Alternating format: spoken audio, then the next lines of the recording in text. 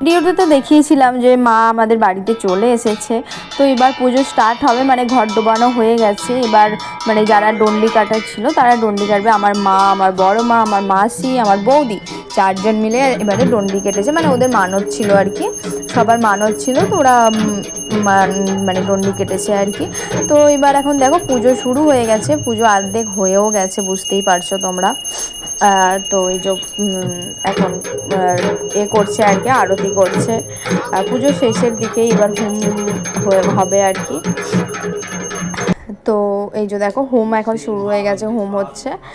আর সবাই পুজোতে মানে পুরো রাত্রিটাই পুজো হয় আর কি। একদম ভোর 5টা অবধি পুজো হয়। তো তারপর সবাই জেগে থাকে মোটামুটি, আর আমাদের কেউ ঘুমোতে দেয় না। মানে আমার পিসি টিসিরা আছে না, ওরা কেউ কাউকে ঘুমোতে দেয় না। মানে যে ঘুমাবে তাকে গিয়ে সিঁদুর লাগাবে, এইসব করবে। এখন এই যে দেখো যে মাথায় এগুলো দিয়ে আর কি ধুনো দেবে। ধুনো এটাকে কি বলে আমি ঠিক বলতে পারবো না, তোমরা যদি জানো তো কমেন্টে জানিয়ে দিও।